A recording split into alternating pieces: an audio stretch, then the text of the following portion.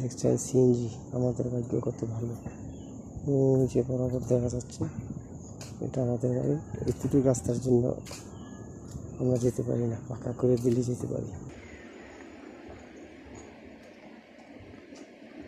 আমি অনেকবার অনুরোধ করেছি মাননীয় মেয়র মহোদয় থেকে, কিন্তু মেয়র নাইম আসিফ সেলিম সাহেবকে একবার রাস্তাটা দেখে দিয়ে মোটামুটি মাটি নাই করে দিয়েছিল, কিন্তু পাকাটা করে দেয়নি।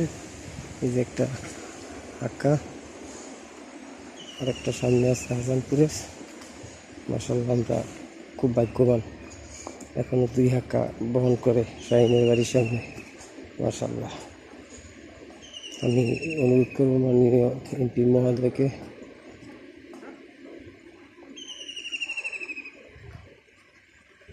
মাননীয় সংসদ সদস্য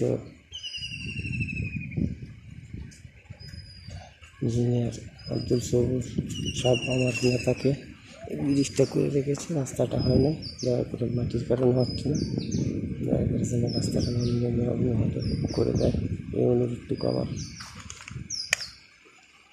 দল করা হিসাবে যেন করে দেয়।